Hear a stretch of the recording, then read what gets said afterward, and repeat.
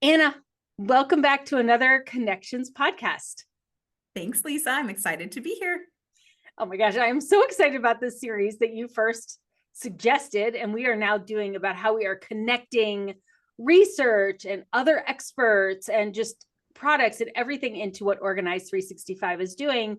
And if you listened to my interview a couple weeks ago on the last Connections podcast, I talked to Kendra Adachi about her new book, The Plan. And we talked about how her son named his energy based on colors, based on the colors of the rainbow. So highest energy is red, least energy is purple. I've never thought about energy that way, but I do love color. And one of the first things you researched when you started here at Organize 365 was, is there any literature to support this idea of color coding at all? So what'd you find? Yes, so we found out that, yes, there is research supporting color coding, and we're going to get into that. But before we get going, I have a little game for us to play. So here's our game. Lisa has not seen my list of words, and I'm going to have her just quickly tell us what color she associates with each one of these words or categories. Okay, let's go. Because I think I'm a little nervous. Lisa and I were talking about how some of us think in color, and we have these colors associated with things in our lives. And I know that not everybody does that. So I think it's fun and fascinating for us to get a little glimpse into Lisa's brain. All right. Okay. So what is the color for January? January is blue. Okay. November? November is brown or yellow. Yellow would be primary, but usually you can't write in yellow. So I have changed that to brown. I like it. Happy. Happy would be yellow. Math. Mad would be red. Science. Science is green. Home. Home is blue or purple. I think of blue because I think of family, but I've changed it to purple and Organized 365 because your household is not actually just the people, it's actually a separate entity. So I made it purple along the way, but I've always thought of it as blue until recently. Thank you. And vacation. Vacations are also blue, but they're more like a sky blue, a teal blue. See, here's the problem. There are so many different blue colors that you need. I love it. Very nice. That's my list. Okay. But I do the same thing. I'm sure that when you were a kid, you always had like your science books and notebooks were probably always green with like a green cover on the book and a green notebook, because I think there are a lot of people who operate like that. And I can just see you color coding things throughout your whole life. I think teachers first do this. Like if you have a teacher that's color coded, like the math teacher was always red. Like I always associate red with math. But when Joey had a math teacher, you had to have a yellow notebook, which was really hard to find. By the way, if you have to, you find it at Staples. It's the only place you can find one. And I'm like, this is so weird. Why are you yellow? Yellow is the history color. Why are we having yellow for math and green? Yeah, like I think my teachers just kind of picked those colors. Mm-hmm. Yeah. So if you are like a middle school teacher and you don't currently have a color coding with your team, we highly encourage you to do this because that helps students to find the information that they need for that class, right? In their locker or their backpack. And then it also is just a good way to help set them up for color coding things throughout their life. Yeah. So Lisa, can you remember when you first started assigning colors to things? Okay. I read this question. I was like, all right, I have a couple of stories. So you would imagine. Okay, so first of all, the furthest back, other than like, math was the color for, red was the color for math, and the teachers would assign a color. The first time I assigned a color for things was when I would study. So I was diagnosed with dyslexia at the age of 17. And then somebody changed that to ADHD a couple of years ago. But either way, I have a hard time memorizing things. So like, for example, my daughter and my sister, Abby and Emily, like whenever they're together, I will call Abby Emily and Emily Abby. I do it all the time with names. My husband and my son, I mix up their names all the time. I know it is annoying. Like I know what their names are, but I just, whatever, that part of my brain is like not connected. And if I can verbally process, like if I can tell you about what I learned, I can express what I've learned. But if I have to do multiple choice is my worst. I'm horrible because I can make a case for every single answer there as a possibility. And if I have to tell you in just like a sentence or two, a fill in the blank answer, I'm horrible at this. So I had to study really, really hard for tests in school because I'm just terrible at them.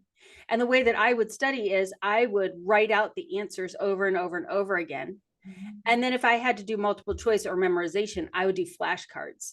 So I would put the word on the front and I would put the definition on the back, and I would just go through those over and over and over again. And sometimes there were just so many that I would take white flashcards and I would put different categories in different colors. Like if it's people, it'd be blue. If it's going to be like places, it'd be green, so that I could get through more content. The problem is I'm such a visual learner, is I would memorize the card, not the content.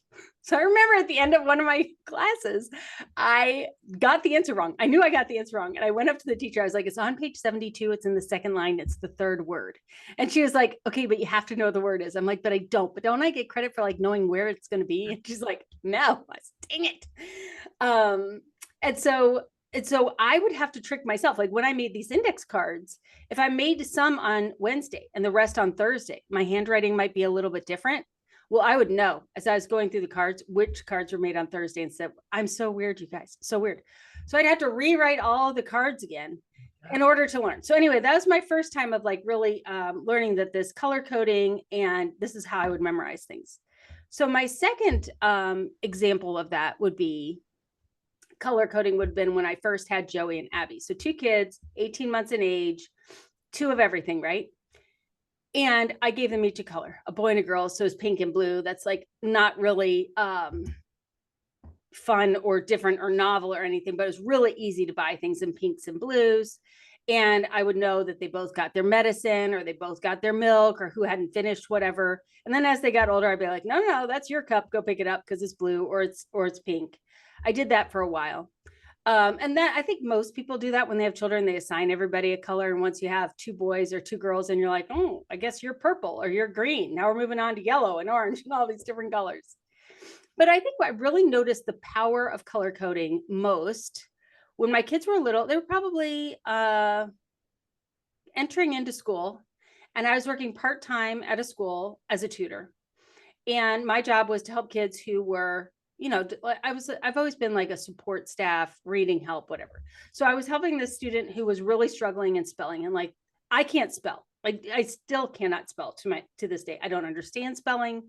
I learned whole language instead of phonics. I still don't understand phonics, even though I've taught people to read. Like, I just don't get it. So I'm a terrible speller. Now I have to teach this kid how to spell. And he's failing every single spelling test.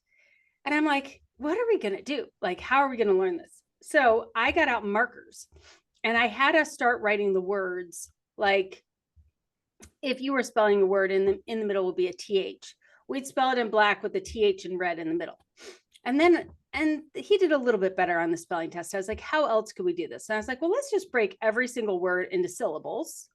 And let's just do the first syllable in red, the second syllable in green, and the last syllable in blue, or however many it is. And he started acing his spelling tests after we did that.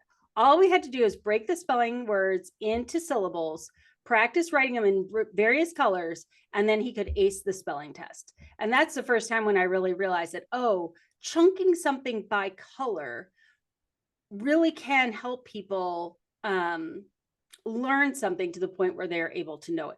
I still, if you're spelling the word Wednesday, for me, it's Wednesday. Like every time I write it out, it's Wednesday.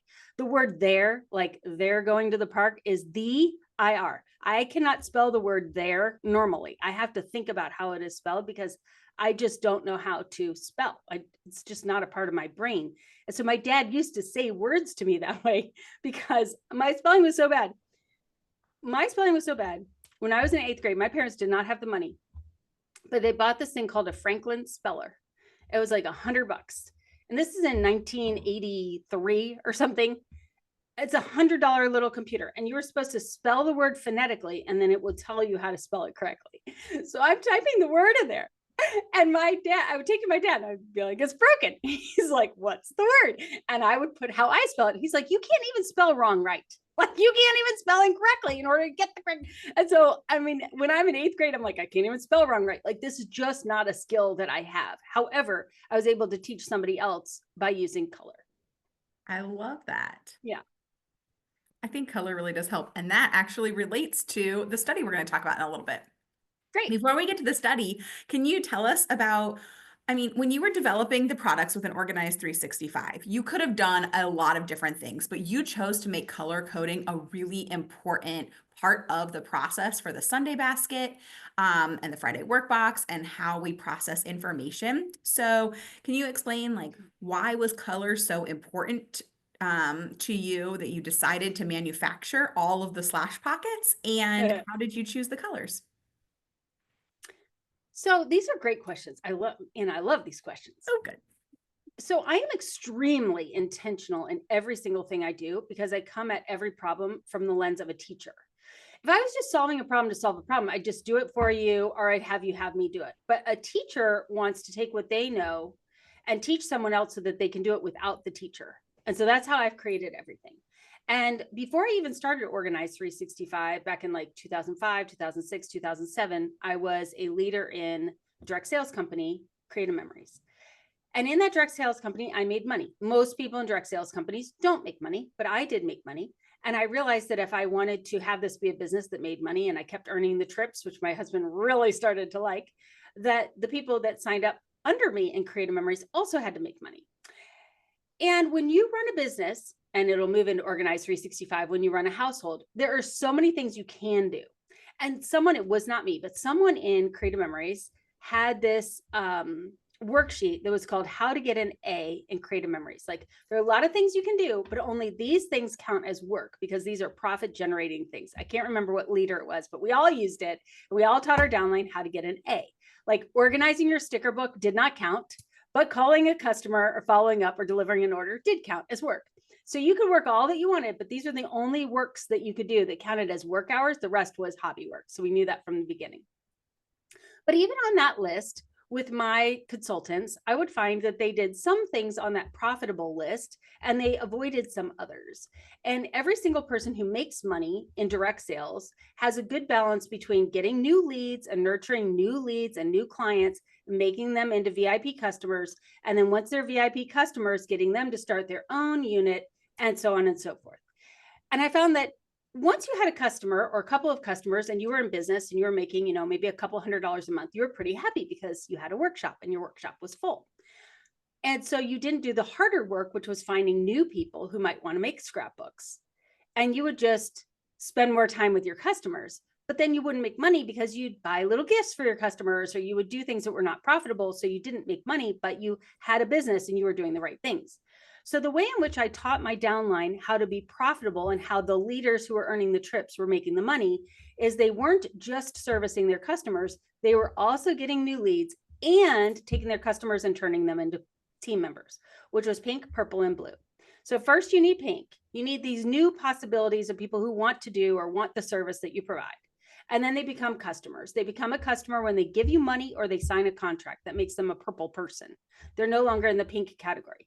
If you don't have enough people in the pink category, when your purple people are done with having their house organized or their scrapbooks done or whatever service that you provide, then all of a sudden your business stops because you didn't have any new people to become purple people again.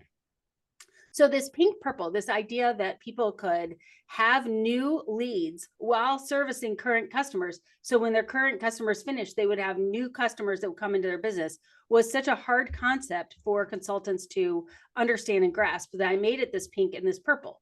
And until you learn how to do pink and purple well, you're not able to grow a team. Because what I saw some of the leaders in the company doing is they would have great customers. They would build this really big workshop base. Maybe they're making $1,000, $1,500 a month. And they'd be like, great. And then all of a sudden, these purple people would be so well versed in the company that they would be ready to start their own little offshoot and they'd become a blue consultant. But the consultant who had the great business and recruited ended up losing their leadership because they didn't have enough pink people to replace the purple people who became blue consultants. Do you get it, Anna? Yeah, so, that makes so much sense. When you look at the leaders and they're like 12 in any company, they're like 12 that have this figured out. And then they're like 100,000 other people. But the 12 who have this figured out, they're always doing things that are bringing new pink people into their business, nurturing them into a consulting, a customer relationship, getting them really bought into the mission, vision, and values, and then spinning them off into their own little units and refilling their workshops. And I had gotten really good at that. So I taught my team how to have a good balance of pink and purple work so that they could become the leader that they wanted, because all of the money in direct sales is made in leadership. It is not made in selling the product. All of the money in direct sales is made in leadership, is not made in selling the product. So if you're in a direct sales company, you might be like, oh, yeah, you got to get to the blue. You got to get to the blue work. And you cannot do blue work if you don't understand pink and purple and don't have that going. Like, so you needed all these hats, plates spinning. And I would teach people how to do this. I would go in 2006, 2007, 2008. I would organize people's direct sales home offices. And in there, I would then say, where's your pink work? Where's your purple work? Where's your blue work? So these colors are specific. Pink is the work. It's new. It's you oriented. It's a lead. It's a possibility, but there's no money and there's no contract there. Blue is what you're going towards. You want a team that is profitable, that you are working on this blue team. Blue and pink together make purple. So your customer in the middle is what those two things make. So pink is your heart of your business. That's you. Purple is your customers. You treat them like royalty. That's also why they're purple. Like they're like royalty. They get the VIP treatment. And then blue is your team. They've gone in on a different level of commitment and they are loyal. They're loyal to the brand. They're loyal to you, and you need to be loyal to them.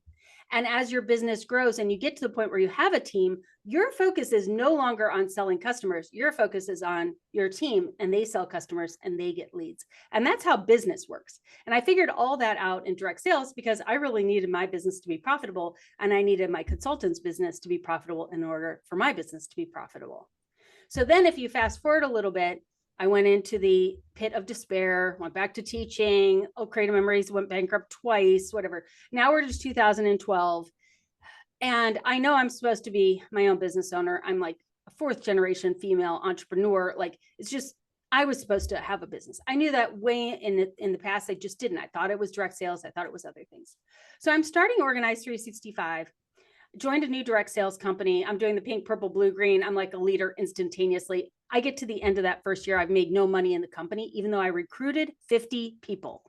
I recruited 50 people into this organization and I was not profitable. And I know how to be profitable, which tells me that it was not possible. Yeah, the business doesn't exist. It wasn't possible to be profitable in that company. I tried to talk to the leadership, found out later I never got to the leadership because somebody that was a gatekeeper was knocking me back down. Anyways, doesn't matter. But during that first year in business, I was doing blogging. I understood SEO. I joined 31 Gifts at that time. I was able to not break any of the contracts and market 31 Gifts online and become a leader in that company. But the leadership, the people who were in leadership didn't like what I was doing because I wasn't doing it their way. They made such a stink at the home office. The home office called me and I said, what am I doing that's not in the contract? They go, you're doing everything correct in the contract. You're doing exactly what we hope everybody will do, but they just can't handle that you're doing it, that they didn't do it. And so we're going to have you stop. I'm like, what are you talking about? So it was the end of 2012, my first year in business, where I was like, okay, my expertise is in building a business through a direct sales platform, using somebody else's product and marketing that and building a team that will market that. And I understand how to grow a team. But these companies that I'm partnering with don't understand that the world is going towards SEO and don't understand how to have a profitable company. And they're not listening to me. And that, I mean, I guess that's fine. I guess I'm just going to have to do it on my own. At that point, I realized I was an in-home professional organizer. So I'd been organizing in homes and I'd already started to grow a team of doing in-home organizing. That's when I circled back to the Sunday basket idea. I'd been teaching the Sunday basket for 12 years. I made an ebook about it. I was teaching people how to do it for the next 3 years using a Longaberger basket and whatever like Avery slash pockets you could get at the store. And it was too confusing. People couldn't do it because they would have like 35 slash pockets in their Longaberger basket that were all slouched down and they were all random colors. And it just felt like they moved their pile from their kitchen counter into a basket. It didn't really help them. I thought, okay, well, as a teacher, how I would teach this, starting with direct sales, is you need to take all of your work. And if it's a lead, it's pink. If it's a customer, it's purple. If it's a team, it's blue. And then you need this color green because direct sellers are notorious for not doing their income and expense until April 12th. And then they realized they made no money, which does you no good. So they had to have this like weekly accountability of bookkeeping. And you needed all 4 of these colors. The problem is you couldn't find these colors anywhere, like they don't exist. And I was like, am I going to actually manufacture slash pockets just so people can figure out how to run a business? Well, once I figured out how to do it for the Sunday basket, I was like, I guess I do. I could no longer teach what I was teaching because the materials didn't exist to make it easy to do. It was kind of like making those index cards back in the day where I would know if I made it on a Wednesday or a Thursday instead of actually knowing what the content was. I was like, ah. So I manufactured the 1.0 slash pockets, which are red, orange, yellow, green, blue, because what I was doing was I was going to Walmart, all of the Walmarts in Cincinnati, and we were buying all of the basic slash pockets they had in red, orange, yellow, green, blue.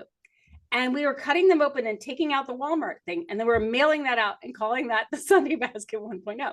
And the thought occurred to me, if Walmart changes the order of their rainbow, all of my work is not going to match. So I ordered, and I had to order 6,000 sets or 20,000 sets of 1.0s. Do you know how expensive that was, you guys? I can't imagine.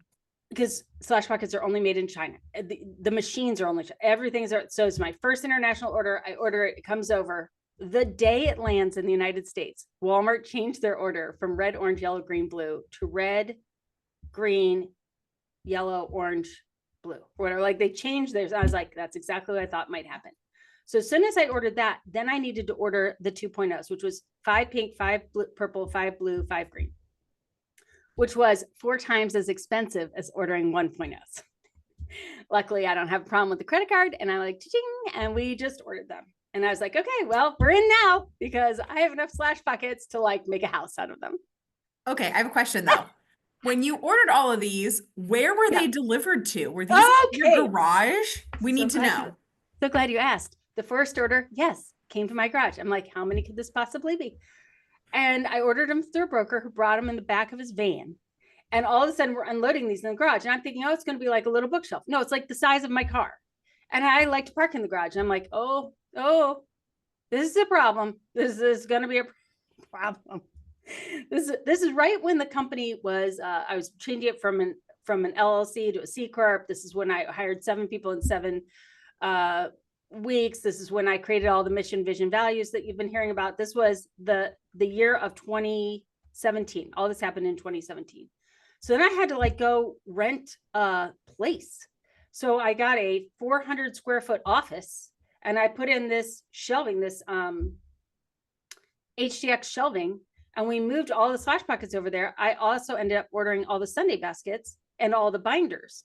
But then I placed this 2.0 order, which was going to be the size of, like 4 cars. I was like, well, it's not going to fit there. That's when we went to a 1,500 square foot warehouse where we were for a couple of years.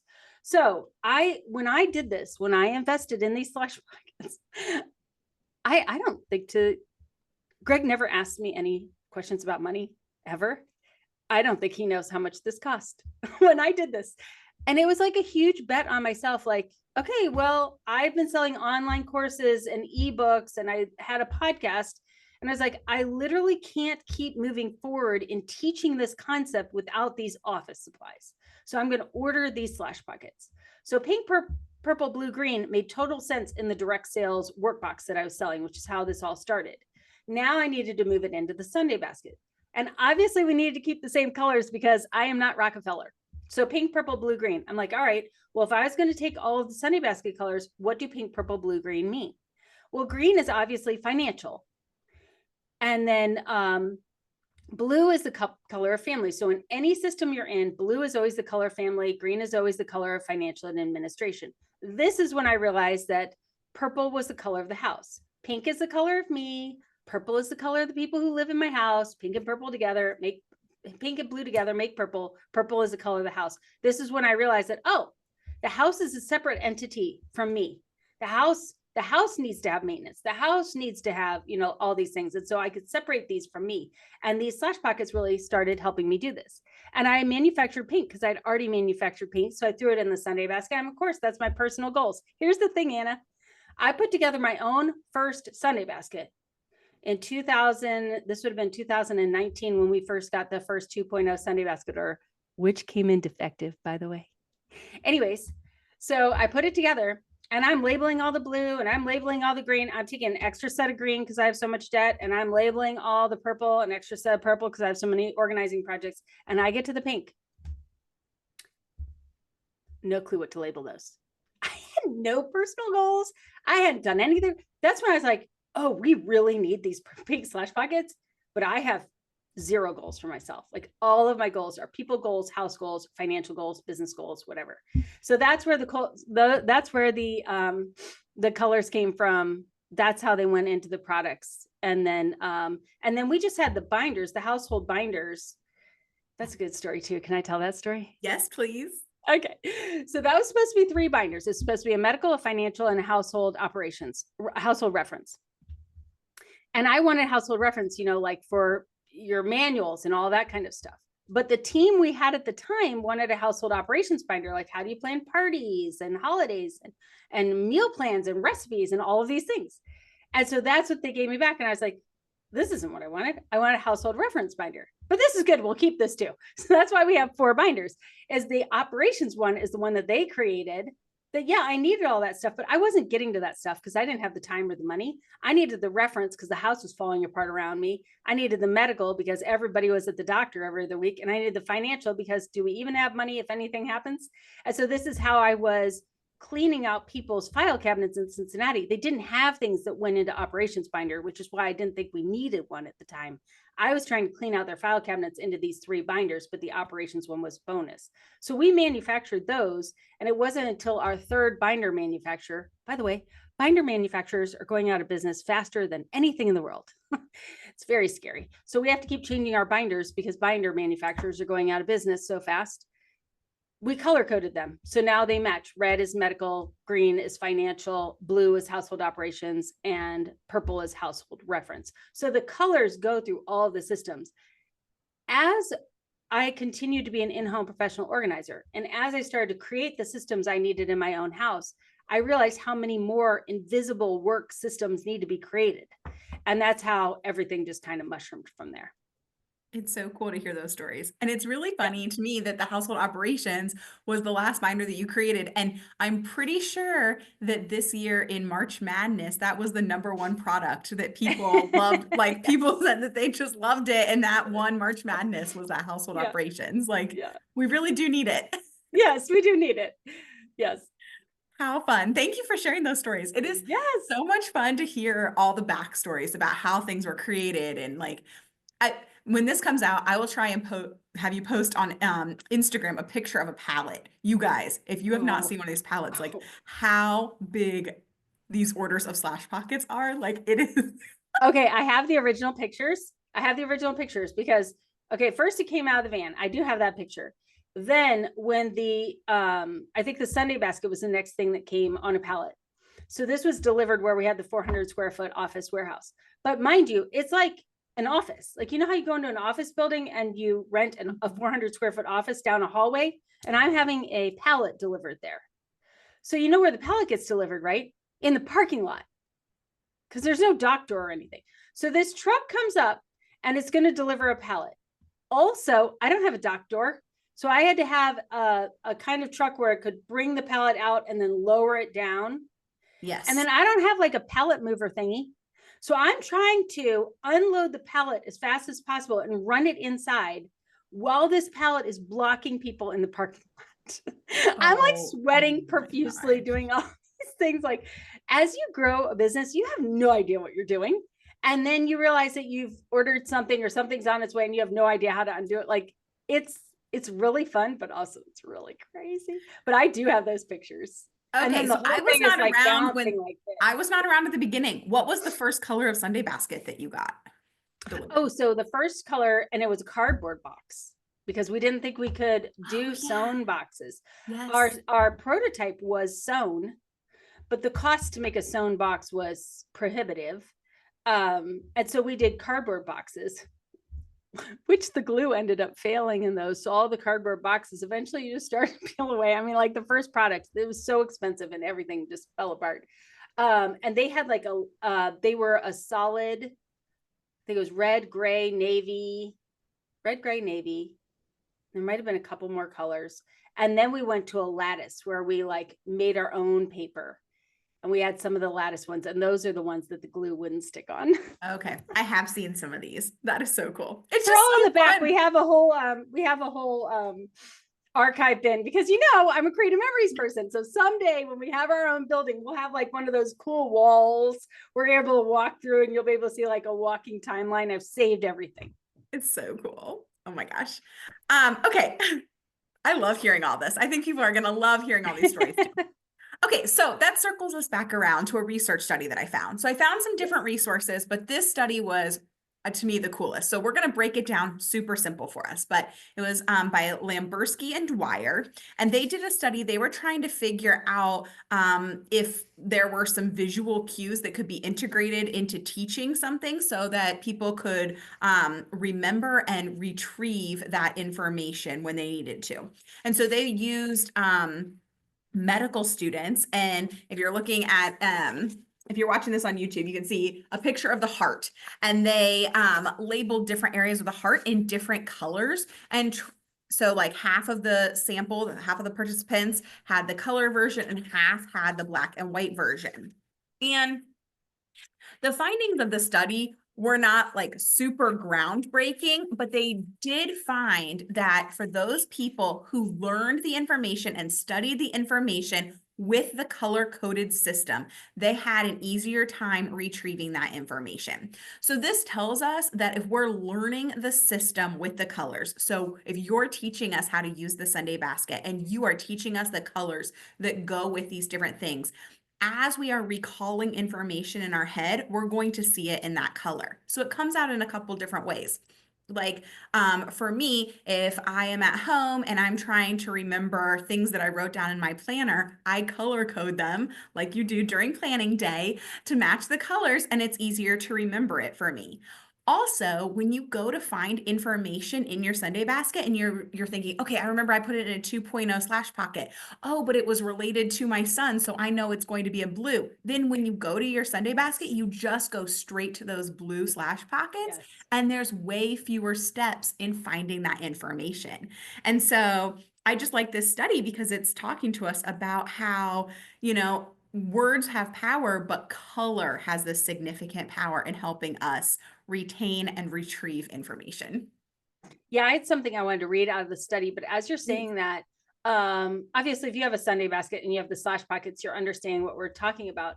But I like to take everything back to kindergarten because I have a degree in early childhood and elementary education. But I just think that when you go to a kindergarten classroom, it is just such a great example of the amount of structure that we need. We don't need too much and we don't need too little, but a kindergarten classroom is like the perfect amount of structure. So if you think of the toy room at someone's house, which looks like Disney World just threw up everywhere, and you were to go in that room and you would say, go find all of the cars, be like sorting a jigsaw puzzle. It would take you a long time to find all of the cars. But if you're in a kindergarten classroom and you said, why don't you go get me some cars? You would go over to the toy shelf, you grab the bin that has cars in it, and then you look for the individual car that you need. That's kind of what the colors do in household management in all of these systems. So like, okay, I need to find some information. The information is medical related. I'm going to go to the red binder and then I'm going to look for whatever information I need, as opposed to I'm going to go to the file cabinet and I'm going to try to find this information that I need. If you go into the Sunday basket, which is everything that's actionable, which is a lot. And again, like you said, you want to find a school calendar. Okay, school is kid related, it's blue. I'm only going to look at blue slash pockets. And this is why I went ahead and paid to manufacture these red, pink, purple, blue, and green slash pockets, was because you could have 25 slash pockets in your Sunday basket now, but you had one set of rainbow, which we do every week. And then you had a pink category, a blue, a purple, and a green category.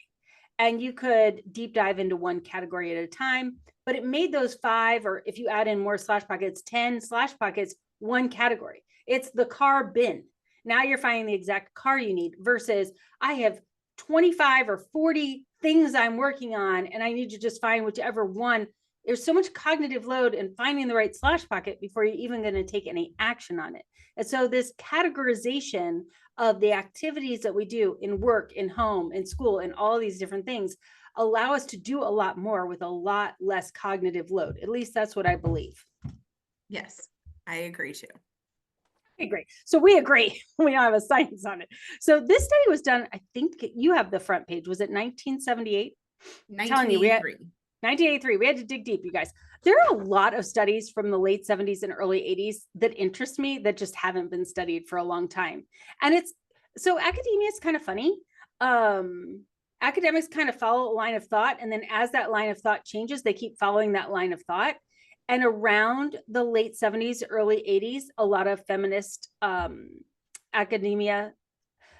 feminist studies started in academia. So a lot moved into, well, how does this affect men versus women? And they went into that line of thought. And then they lost some of these, just like, is this actual, is color coding valuable? It would have moved on to like, well, do women see more color than men, or things like that? And that would have been where all the research funding would have gone.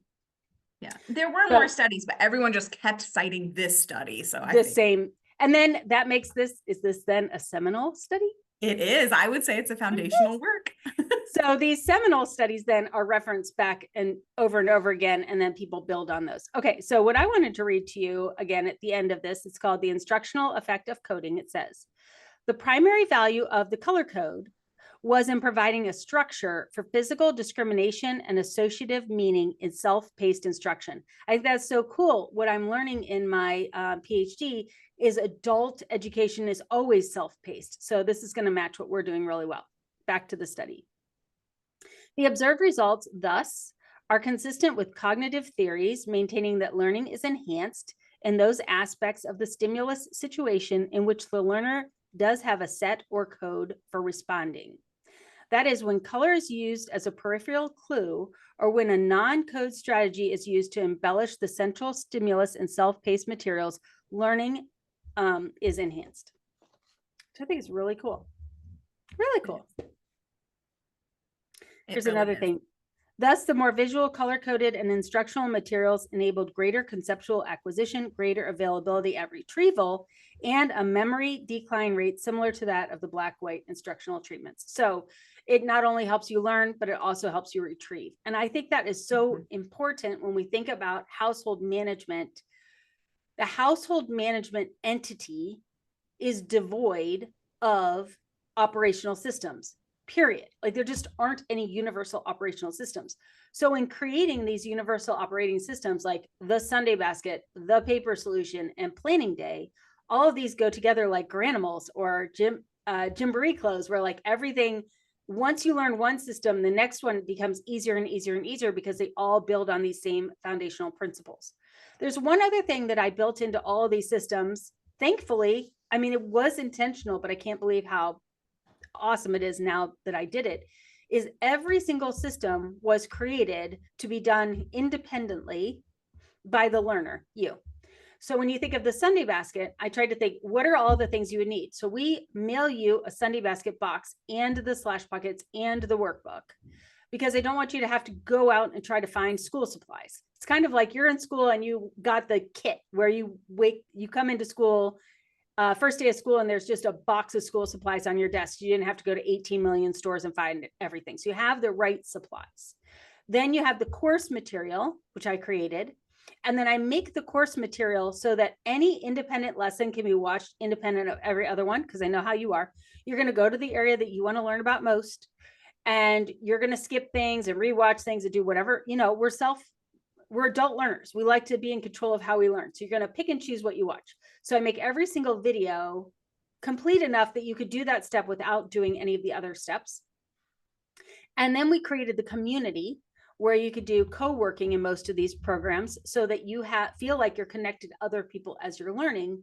And then I created the certification. So you could find people that would work one-on-one or in small groups with you, because I know when you're learning things, you sometimes need a tutor or small group instruction.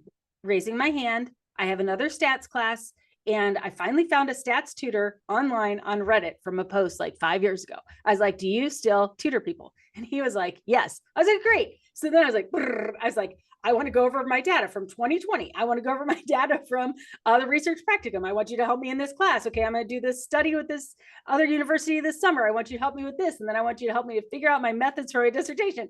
And then he wrote me back a 2-page paper. And I was like, okay, great. Apparently we're on the same page. But it doesn't matter. When you are learning something new at the PhD level, at any level, you sometimes need people who have done this before you, who can make it shorter, help you do it. And so So these systems have been set up so that everything that you need is inside of the program. And then everything is there based on whatever kind of learner you are. So like I mentioned, I'm a verbal processor. So that's the podcast, or you could be in small groups and you're talking to people about it. If you're someone who likes to read, we print out the workbooks and there are all kinds of worksheets that you could print out. And so we really try to hit all those different learning styles in all of these products. They're not just operational systems for the household. They are learning materials to learn these systems and then be able to use them. And we've talked about throughout this episode so many different ways that color is utilized within Organized 365 systems and products. And I just think my last bullet point, I think, is important. Yes, Organized 365 products are colorful, but I think it's really important to understand that the color is intentional. The Organized 365 products, yes, they look pretty and they're colorful, but like the color is done with intention and with a lot of thought and purpose behind it. And so Lisa, even though you didn't know back in the day when you first started doing this, you were on the right track to align the company and the products with research about color coding. Yes, thank you so much, Anna. I am really loving these connections podcasts and being able to dive deeper and also go back and tell some of the historical stories, because some people have listened to the podcast all the way through, but I don't even know if I told those stories in the podcast. So who knows? I always have more stories to tell. Well, thanks for sharing. I'm sure everyone's going to love it. Talk to you next time. We'll see you guys next time. Bye.